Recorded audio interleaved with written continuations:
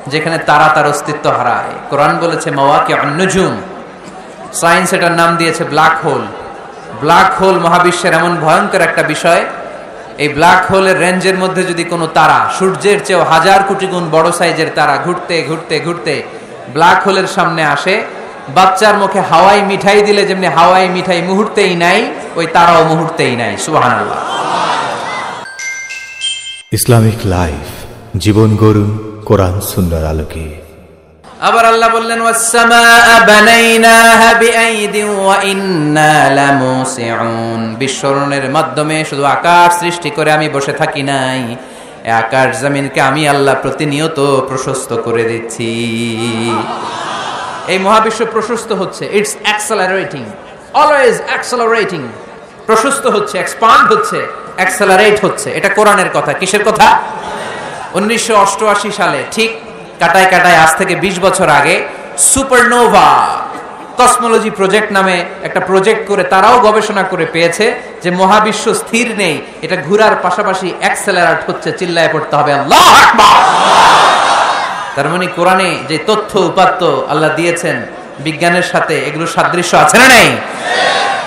আবার আল্লাহ কসম কেটে বললেন ফালা উকসিমু বিমাওয়াকি'ন নুজুমি ওয়া ইন্নাহু লাকসামুন লাউ তা'লামুনা আযীম।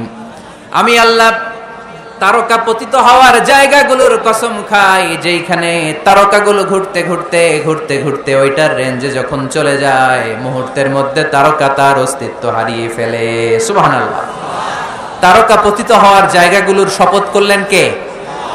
এটাকে কোরআন বলেছে মাওয়াকিউন নুজুম। নাজমুন মানে তারা, যেখানে তারা তার অস্তিত্ব হারায়।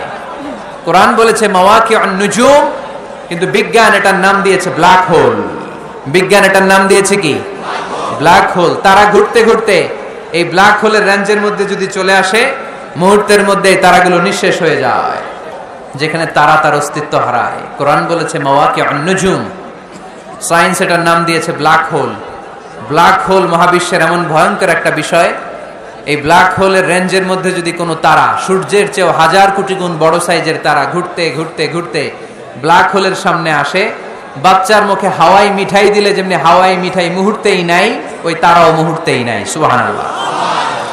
মাতুয়াইলে হাওয়াই মিঠাই পাওয়া যায়? পাওয়া যায়? কই পাওয়া যায়?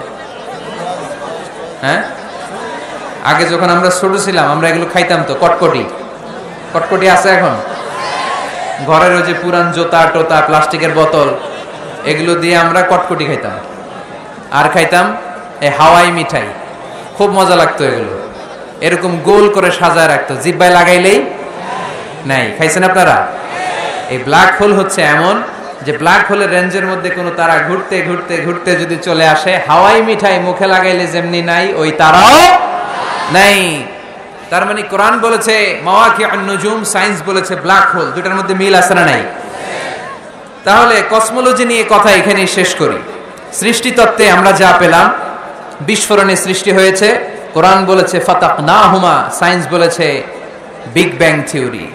কোরআন বলেছে মুসিউন, যেটা অ্যাক্সেলারেট হচ্ছে, সায়েন্স এটার নাম দিয়েছে সুপারনোভা কসমোলজি প্রজেক্ট। কোরআন নাম দিয়েছে মাওয়াকিউন নুজুম, সায়েন্স বলেছে ব্ল্যাক হোল। প্রতিটা জায়গায় কোরআনের সাথে সায়েন্সের মিল আছে না নেই?